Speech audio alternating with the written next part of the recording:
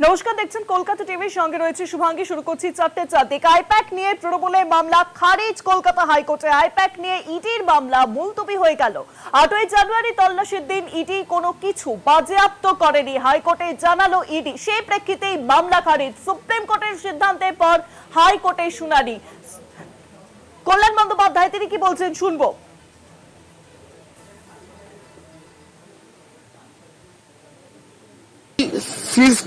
Seize हुआ है, कुछ गलती कुछ नहीं मिला है। तो जब ये दो पंचनामा दिया है, court dispose of the matter on the basis of that panchnama and etcetera. In the second matter that जो है the ED has filed the petition. वो लोग बोला जो इसको एडजर्न करने के लिए, क्योंकि सुप्रीम कोर्ट में पिटीशन फाइल किया है। तो सुप्रीम कोर्ट में जब फाइल किया है तो मैटर को एडजर्न करने के लिए बोला। तो हम लोग बोला था जो सुप्रीम कोर्ट को में जो मैटर बोला है उसमें वो लोग बोला था जो रिगार्डिंग वो लोग बोला जो एलिगेशन दिया है कोर्ट का ऊपर, और हम लोग मैटर करना चाहते हैं। तो जज साहब ने बोला जो वो लोग जब एडजर्नमेंट चाह रहा है पिटिशनर, तो इसको एडजर्न कर देते हैं। सुप्रीम कोर्ट का मैटर होने के बाद तो उसको उस मैटर को मेंशन करने के लिए परमिशन दिया है। दादा, एसजी के तरफ से बार बार कहा जा रहा था ममता बनर्जी के बारे में, आपने वो चीज क्लैरिफाई किया है कि आप चेयरपर्सन के तौर पे खड़े हो रहे। दादा ईडी ने जो कहा कि ममता जी ने उन्होंने जो बाजियाप्त करना था उन्होंने किया, ईडी ने कुछ नहीं किया। जो कहना है अब फिर আপনারা শুনলেন কল্যাণ বন্দ্যোপাধ্যায়, তিনি ঠিক কি জানিয়েছেন। আজ তৃণমূল কংগ্রেসের যে মামলা ছিল কলকাতা হাইকোর্টে, সেই মামলা কিন্তু খারিজ হয়ে গেল এবং মুলতবি হলো ইডির মামলা। কলকাতায় আইপ্যাকের দপ্তর এবং আইপ্যাকের সংস্থার কর্ণধার প্রতীক জৈনের বাড়িতে ইডির তল্লাশি নিয়ে হাইকোর্টে জোড়া মামলা দায়ের হয়েছিল। তদন্তে বাধার অভিযোগে মামলা করেছিল কেন্দ্রীয় তদন্তকারী সংস্থা এনফোর্সমেন্ট ডাইরেক্টরেট, এবং পাশাপাশি রাজ্যের তরফে যে মামলা করা হয়েছিল সামনেই 26শে বিধানসভা নির্বাচনে যে তথ্য কিন্তু ইডি বাজেয়াপ্ত করে নেওয়ার চেষ্টা করছে, এবং সেই সমস্ত ইস্যুকে সামনে রেখেই হাইকোর্টে জোড়া মামলা কেন্দ্রীয় সরকারের বিরুদ্ধে পাল্টা মামলা করা হয় তৃণমূল কংগ্রেসের তরফে। প্রথম দিন মামলাটির শুনানি মুলতবি হয়ে গিয়েছিল, বুধবার ফের শুনানি হয় এবং এবার তৃণমূল কংগ্রেসের মামলা খারিজ হয়ে গেল, মুলতবি হয়ে গেল ইডির মামলা। আইপ্যাক নিয়ে ইডি যে মামলাটি করেছে আপাতত তার শুনানি মুলতবি করেছে কলকাতা হাইকোর্ট। বিচারপতি শুভ্রা ঘোষের এজলাসে এই মামলার শুনানি হয়েছে বুধবার। যেহেতু আইপ্যাক নিয়ে ইডির সুপ্রিম কোর্টে মামলা করেছে, সেখানে কি হয় তা দেখার পর আবার হাইকোর্টে মামলা শুনবে। ততদিন কেন্দ্রীয় সংস্থার করা মামলা মুলতবি থাকবে বলে জানিয়েছেন বিচারপতি শুভ্রা ঘোষ। পাশাপাশি আইপ্যাক নিয়ে তৃণমূলের করা মামলাটি খারিজ করে দিল কলকাতা হাইকোর্ট। তৃণমূলের দাবি ছিল ইডি তাদের দলের গুরুত্বপূর্ণ এবং সংবেদনশীল নথি বাজেয়াপ্ত করেছে, কিন্তু বুধবার শুনানিতে ইডির আইনজীবী দাবি করেন কেন্দ্রীয় সংস্থার কোনো নথি বাজেয়াপ্ত করেনি, তাই তৃণমূলের মামলাটি খারিজ হয়ে গেল। একদিকে তৃণমূল কংগ্রেসের মামলা খারিজ, অন্যদিকে ইডির মামলা মুলতবি হয়েছে আজ কলকাতা হাইকোর্টে। জোড়া মামলা ছিল আজ কলকাতা হাইকোর্টে। আইপ্যাক নিয়ে তৃণমূলের মামলা খারিজ কলকাতা হাইকোর্টে। আইপ্যাক নিয়ে ইডির করা মামলা মুলতবি হয়ে গেল। 8ই জানুয়ারি তল্লাশির দিন ইডি কোনো কিছুই বাজেয়াপ্ত করেনি, হাইকোর্টে জানালো ইডি। সেই প্রেক্ষিতেই মামলা খারিজ। সুপ্রিম কোর্টের সিদ্ধান্তের পর হাইকোর্টে শুনানি। সুপ্রিম কোর্টের নির্দেশের পর দৃষ্টি আকর্ষণ করতে হবে নির্দেশ দিয়েছেন বিচারপতি শুভ্রা ঘোষ।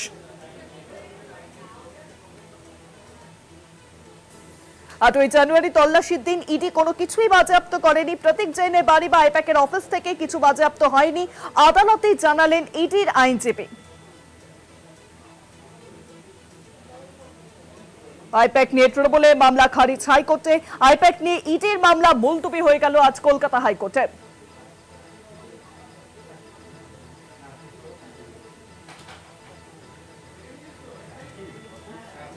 8ই জানুয়ারি তল্লাশির দিন ইডি কোনো কিছুই বাজেয়াপ্ত করেনি, হাইকোর্টে জানালো ইডি। সেই প্রেক্ষিতেই মামলা খারিজ। আর বিস্তারিত জানবো এই বিষয়ে সরাসরি রয়েছেন প্রতিনিধি পীযূষ কান্তি নাগ। পীযূষদা, আজকে আমরা দেখলাম যে আইপ্যাক নিয়ে তৃণমূলের করা মামলা খারিজ হয়ে গেল কলকাতা হাইকোর্টে, এবং পাশাপাশি আইপ্যাক নিয়ে ইডির মামলা মুলতবি। দেখো, কলকাতা হাইকোর্টে আজকে আইপ্যাক সংক্রান্ত দুটি মামলা নথিভুক্ত ছিল। প্রথম মামলাটি ছিল অল ইন্ডিয়া তৃণমূল কংগ্রেস এবং দ্বিতীয় মামলাটি ছিল enforcement directorate. All India Trinamool কংগ্রেসের মামলাটি খারিজ হয়ে গেল। তার মূল কারণ অল ইন্ডিয়া তৃণমূল কংগ্রেসের মামলায় বিশেষভাবে উল্লেখ ছিল যে গত 8ই জানুয়ারি প্রতীক জৈন এবং আইপ্যাকের অফিসে যে তল্লাশি অভিযান চলেছিল সেখান থেকে আইপ্যাক অল ইন্ডিয়া তৃণমূল কংগ্রেসের আগামী 2026-এর বিধানসভা নির্বাচনে যে নথিপত্র সেই নথিপত্র সম্পূর্ণভাবে সিজ করেছে এনফোর্সমেন্ট ডাইরেক্টরেট এবং ইলেকট্রনিক্স ডিভাইসও তারা নিয়ে গেছে, যা সম্পূর্ণভাবে একদম বেআইনি বলে এই মামলায় আবেদনে বিশেষভাবে উল্লেখ ছিল। যদিও অবশেষে এনফোর্সমেন্ট ডাইরেক্টরেট জানিয়ে দেয় যে 8ই জানুয়ারি প্রতীক জৈন এবং আইপ্যাকের অফিসে যে তল্লাশি অভিযান চলেছিল সেখান থেকে কোনো কিছু সিজ করা হয়নি। এই বিষয়টি যে আদালতে নথিভুক্ত হবার পরই অল ইন্ডিয়া তৃণমূল কংগ্রেসের যে মামলাটি সেই মামলাটি অপ্রাসঙ্গিক হয়ে যায়। সেই কারণেই বিচারপতি শুভ্রা ঘোষ এই মামলাটির খারিজের নির্দেশিকা জারি করেন বা যেটাকে বলা হয় ডিসপোজ অফ করে দেন।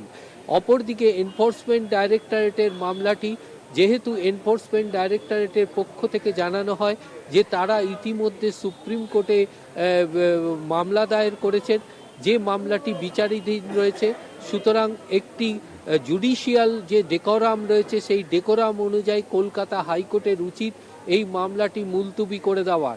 সেই কারণে মামলাটি মুলতুবি হয়ে যায় এবং বিচারপতি শুভ্রা ঘোষ জানিয়ে দিয়েছেন যে সুপ্রিম কোর্টের সিদ্ধান্তের পরই আবেদনকারীকে কলকাতা হাইকোর্টের দৃষ্টি আকর্ষণ করে এই মামলার শুনানির জন্য আবেদন জানাতে হবে। মূলত আজকের শুনানি পর্বের বিষয়টি যদি আমাদের তুলে ধরি তাহলে যে বিষয়টি বলা যায়, প্রথমে দুটি মামলা নিয়েই কিন্তু এনফোর্সমেন্ট ডাইরেক্টরেট মুলতুবির আবেদন জানায়, কিন্তু তৃণমূল কংগ্রেসের আইনজীবী মেনকা গুরুস্বামী তিনি দাবি করেন তৃণমূল কংগ্রেসের মামলাটি সুপ্রিম কোর্টে কোনোভাবেই পেন্ডিং বা বিচারাধীন অবস্থায় নেই এবং তৃণমূল কংগ্রেসের পক্ষ থেকেও কিন্তু কোনোভাবে সুপ্রিম কোর্টে ক্যাভিয়েট দাখিল করা হয়নি। ফলে এই মামলাটি শুনানিতে কোনো রকম বাধা নেই।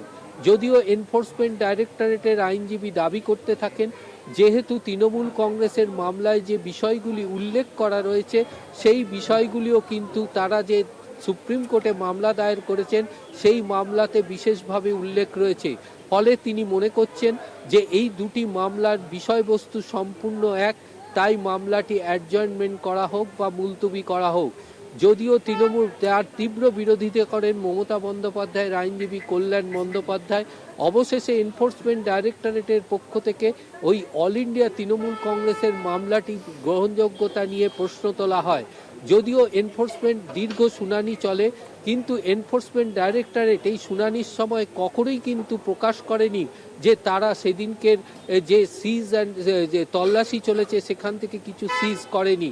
অবশেষে দীর্ঘ শুনানি পর্বে তৃণমূল কংগ্রেসের পক্ষ থেকে দাবি করা হয় যে এই মামলাটি আবেদন গ্রহণ করা হোক, কিন্তু গ্রহণযোগ্যতা নিয়ে যখনই প্রশ্ন ওঠে তখন এনফোর্সমেন্ট ডাইরেক্টরেট বলে এই মামলাটি গ্রহণযোগ্যতা নেই, তার কারণ তৃণমূল কংগ্রেসের registered address 3B Harish Chatterjee street এবং যেখানে তল্লাশি চলেছে সেটি হচ্ছে গোদরেজ ওয়াটার সাইড এবং প্রতীক জৈনের বাড়ি। সুতরাং যে নথিপত্র সিজের কথা বলা হচ্ছে সেই নথিপত্র কিন্তু তাদের পার্টি অফিস অর্থাৎ 3B হরিশ চ্যাটার্জি স্ট্রিট থেকে সিজ করা হয়নি। দ্বিতীয়ত, এই মামলাটির গ্রহণযোগ্যতা নেই, তার কারণ তৃণমূল কংগ্রেসের যে পার্টি অফিস দলীয় কার্যালয় যেটা 3B Harish Chatterjee street registered সেখান থেকে বা মমতা বন্দ্যোপাধ্যায়ের কাছ হেফাজতে থাকা কোনো নথি বা ইলেকট্রনিক্স ডিভাইস তারা সিজ করেননি। সুতরাং এই মামলার গ্রহণযোগ্যতা নেই। তৃতীয়ত, তারা যে বিষয়গুলি আরও একটি বিষয় তুলে ধরেছেন যে অল ইন্ডিয়া তৃণমূল কংগ্রেসের মামলায় যে ব্যক্তি সই করেছেন তার বাড়ি হচ্ছে MG রোড, কিন্তু যে মামলার তল্লাশি চলেছে সেটি গোদরেজ ওয়াটার সাইড এবং প্রতীক জৈনের বাড়ি, অর্থাৎ যিনি মামলায় স্বাক্ষর করে ওথ নিয়েছেন তিনি ওই ঘটনার সময় তিনি যেমন ঘটনাস্থলে ছিলেন না এবং তিনি এই বিষয়টি সম্পর্কে সম্পূর্ণভাবে ওয়াকিবহল নয়। সুতরাং মামলার হলফনামায় তিনি যে স্বাক্ষর করেছেন তা সম্পূর্ণভাবে তিনি মিথ্যা স্বাক্ষর করেছেন, এমনটাই দাবি ছিল এনফোর্সমেন্ট ডাইরেক্টরেটের। যদিও তার সম্পূর্ণভাবে নস্যাৎ করে দিয়ে গুরুস্বামী পরিষ্কার জানিয়ে দিয়েছেন যুক্তি দিয়ে যে তিনি একজন তৃণমূল কংগ্রেসের সদস্য এবং তাকে পাওয়ার দেওয়া হয়েছিল এবং সেই পাওয়ারের কপিও এই আবেদনপত্রে সংযুক্ত করা হয়েছে। সুতরাং তিনি একজন প্রতিনিধি হিসাবে তাতে স্বাক্ষর করেছেন। এক্ষেত্রে তার তল্লাশির সময় থাকা বা না থাকা তার কোনো রকম প্রয়োজন পড়ে না। তার কারণ তিনি ইডির আইনজীবীর উদ্দেশ্যে বলেন যে একজন আইনজীবী যখন তার কোনো জুনিয়র বা কাউকে ইনস্ট্রাকশন দেন তখন তিনি সেই ইনস্ট্রাকশনের ওপরেই তার জুনিয়র কাজ করে। সুতরাং সেক্ষেত্রে তার যে সেখানে উপস্থিত থাকতে হবে তার কোনো অর্থ নেই।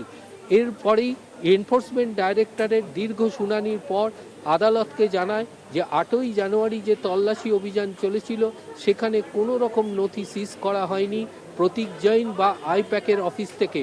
সুতরাং এরপরেই বিচারপতি শুভ্রা ঘোষের নজর আসে যে অল ইন্ডিয়া তৃণমূল কংগ্রেসের আবেদনপত্রে যে বারংবার নথি সিজের কথা উল্লেখ করা হয়েছে সেই আবেদনপত্রটি সম্পূর্ণভাবে অপ্রাসঙ্গিক হয়ে পড়ে।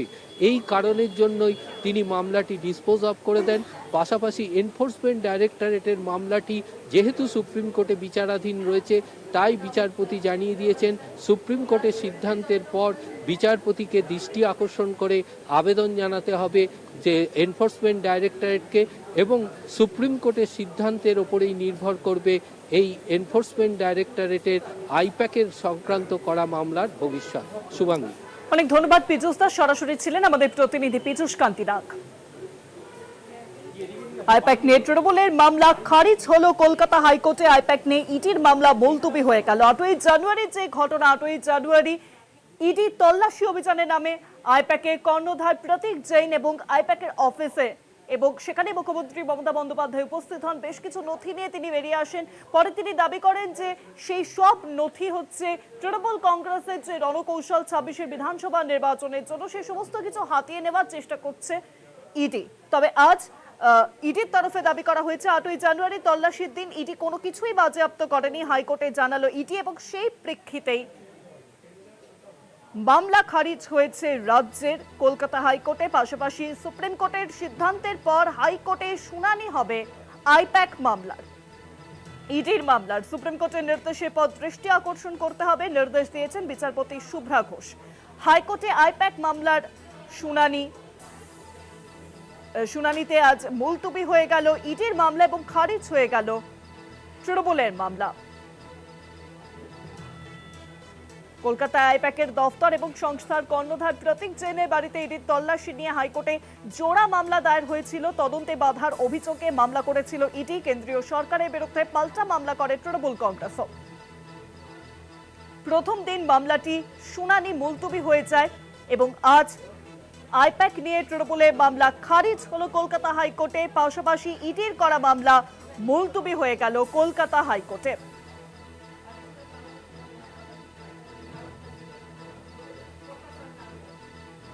সল্টলেকের সেক্টর 5-এর রাজ্য সরকার এবং তৃণমূলের পরামর্শদাতার সংস্থা আইপ্যাকের দফতর এবং লাউডন স্ট্রিটের সংস্থার কর্ণধার প্রতীক জৈনের বাড়িতে বেআইনি কয়লা পাচার মামলায় গত 8ই জানুয়ারি তল্লাশি অভিযান চালিয়েছিল কেন্দ্রীয় তদন্তকারী সংস্থা এনফোর্সমেন্ট ডাইরেক্টরেট। তল্লাশি চলাকালীন মুখ্যমন্ত্রী মমতা বন্দ্যোপাধ্যায় তিনি নিজে ঘটনাস্থলে যান এবং একাধিক নথিপত্র প্রতীক জৈনের বাড়ি থেকে নিয়ে তিনি বেরিয়ে আসেন। আর এই ঘটনায় ইডি এবং তৃণমূল পৃথকভাবে কলকাতা হাইকোর্টে মামলা করেছিল। ইডি মামলা দায়ের করেছিল তদন্তে বাধার অভিযোগকে সামনে রেখে এবং কেন্দ্রীয় সরকারের বিরুদ্ধে পাল্টা মামলা করেছিল তৃণমূল কংগ্রেস। ইডির স্পষ্ট বক্তব্য ছিল যে সাংবিধানিক ক্ষমতার অপব্যবহার করে মুখ্যমন্ত্রী নথি কেড়ে নিয়ে গিয়েছেন। একাধিক অভিযোগ সামনে আসে এবং আজ আইপ্যাক নিয়ে তৃণমূলের মামলা খারিজ হলো কলকাতা হাইকোর্টে। আইপ্যাক নিয়ে ইডির মামলা মুলতবি হয়ে গেল কলকাতা হাইকোর্টে।